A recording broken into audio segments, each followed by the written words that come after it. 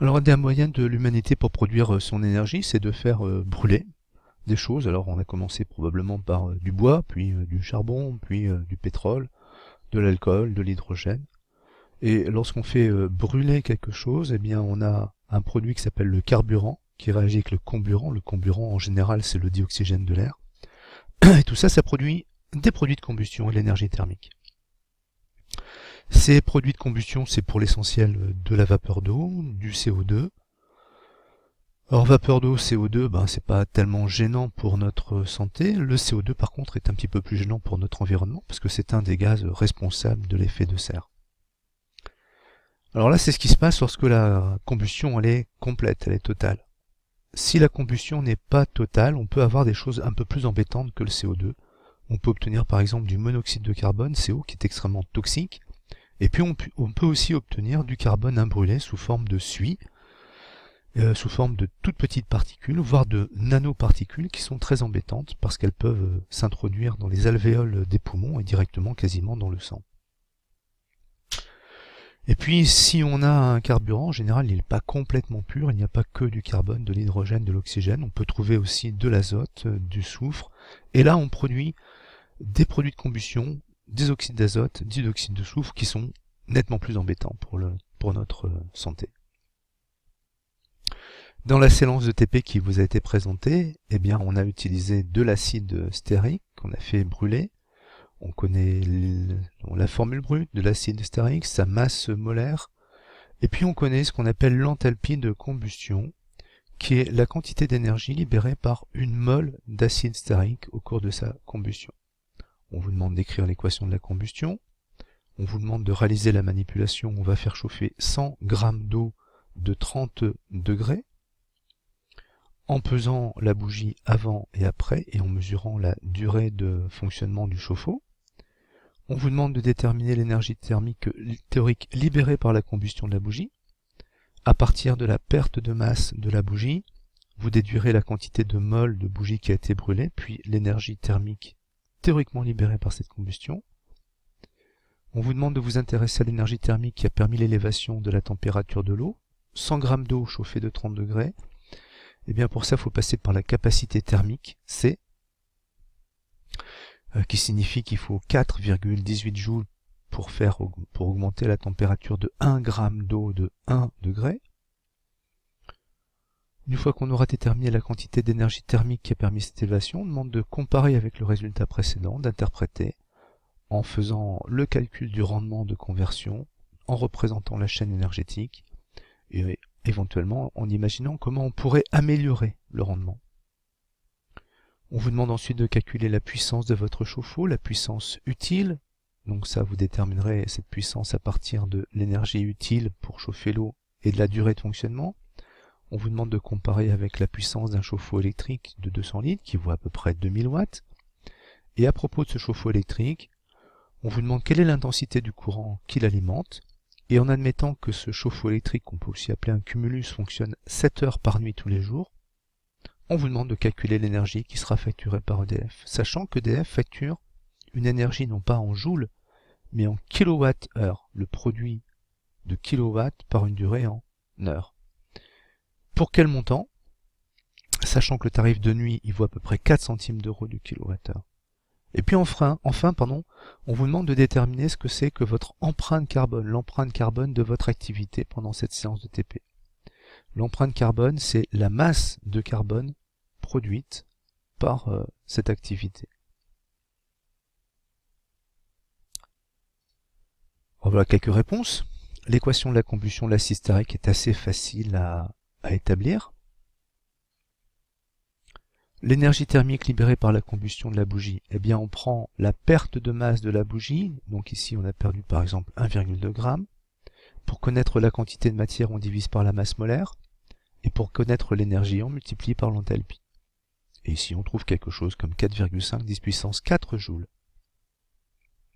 L'énergie thermique qui a permis l'élévation de la température de l'eau, eh bien c'est le produit de la masse, 100 g, par la capacité thermique massique, 4,18 joules par gramme et par degré, que multiplie l'élévation de température, 1,3 10 puissance 4 joules.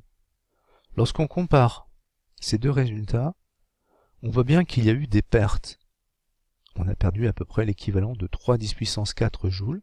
Sous quelle forme? Eh bien sous forme d'énergie thermique qui a été dissipée, et éventuellement aussi sous forme d'énergie lumineuse. Le rendement énergie utile sur énergie totale nous donne à peu près 30%, ce qui est faible. Comment est-ce qu'on peut améliorer ce rendement? On peut imaginer, première étape, d'améliorer la combustion, parce que sous la canette, il y a un peu noir de fumée, ce qui montre que tout le carbone n'est pas passé sous forme de CO2. En fait, la combustion, elle est incomplète, elle n'est pas parfaite. La preuve, d'ailleurs, c'est que la flamme de la bougie est jaune. Si on avait une combustion complète, la flamme serait bleutée, presque transparente. On peut aussi penser à améliorer la surface d'échange, mettre un métal plus conducteur, une plus grande surface, ou un système avec un petit radiateur qui augmenterait la surface de contact. On peut penser aussi à isoler la canette. Quelle est la puissance du chauffe-eau? La durée que j'ai trouvée, moi, c'était 10 minutes et 20 secondes, donc à peu près 620 secondes. Pour connaître la puissance utile, on prend l'énergie utile, on divise par la durée en secondes, on obtient 21 watts. C'est à peu près 100 fois moins que le cumulus électrique. À propos de ce cumulus, quelle est l'intensité? Eh bien, on se souvient que la puissance, c'est le produit de la tension par l'intensité. Donc l'intensité, ici, vaut à peu près 2000 sur 220, à peu près 10 ampères. 7 heures par nuit, à 365 jours par an, ça fait à peu près 2,5 10 puissance 3, 2500 heures. Quelle est l'énergie facturée par EDF? C'est les 2500 heures que multiplie la puissance en kilowatts, 2 kilowatts, ce qui nous fait à peu près 5000 kWh. Quel est le coût annuel? Eh bien, 4 centimes du kilowattheure, ça fait à peu près 200 €. Enfin, l'empreinte écologique, l'empreinte carbone, comment est-ce qu'on l'obtient? Eh bien, l'équation de la combustion nous indique que lorsqu'on consomme 1 mol d'acide stéarique, on produit 18 mols de CO2. Donc on produit 18 fois plus de mols de CO2 qu'on a consommé de mols d'acide stéarique. Tout à l'heure, on avait calculé qu'on avait consommé 4,10.3 mols d'acide stéarique, ou de stérine. On a donc produit 18 fois plus, soit 0,07 mols de CO2. L'empreinte carbone est obtenue en prenant cette quantité de matière, en multipliant par la masse molaire de CO2, et on obtient à peu près 3,2 grammes. Alors ici, c'est une autre combustion, c'est plus de la combustion de bougie, mais c'est la combustion d'essence. L'essence, c'est essentiellement de l'octane, dont la densité est 0,75, et on trouve ici une indication sur la consommation au 100 km et la production de CO2 par kilomètre, l'empreinte écologique, l'empreinte carbone. On vous demande, et c'est une tâche un peu complexe, de vérifier que ces deux informations sont cohérentes. Autrement dit, est-ce que je peux retrouver la production de CO2 par kilomètre à partir de la consommation au 100 km? Et si c'est vérifié, on vous demande quelle est la classe énergétique de ce véhicule. Alors pour traiter ça, il faut raisonner par kilomètre parcouru. Quel est le volume d'essence consommé? 6 litres au 100, ça fait donc 0,06 litres par kilomètre. On nous dit que la densité vaut 0,75. Donc la masse volumique vaut 0,75 kg par litre, autrement dit 750 grammes par litre. 0,06 litres à 750 grammes par litre, ça nous fait 45 grammes. L'octane. L'octane, c'est quoi? C8, H18, CnH, 2N plus 2. C'est un alcane. On trouve 114 grammes par mol. Quelle est la quantité d'octane consommée? La masse sur la masse molaire, 0,395 mol. L'équation de la combustion nous dit que lorsqu'on brûle 2 mols d'octane, on obtient 16 mols de CO2. Donc il y a 8 fois plus de CO2 qui est produit que d'octane qui est consommé. Comme on a consommé 0,395 g/mol d'octane, c'est qu'on a produit 8 fois plus, soit 3,16 mols de CO2. Comment est-ce qu'on obtient la masse de CO2? On prend la masse molaire et on multiplie par le nombre de mols. 3,16 c'est la quantité de matière, le nombre de moles. La masse molaire 12 plus 2 fois 16 c'est la masse molaire de CO2. Et on obtient 139 grammes. On retrouve le résultat annoncé dans la publicité. On regarde le petit tableau et on s'aperçoit que le véhicule est de classe énergétique C, c'est-à-dire ici. Alors lorsqu'on parle de combustible et d'énergie, il y a une notion qui est assez courante, qu'on appelle la densité énergétique.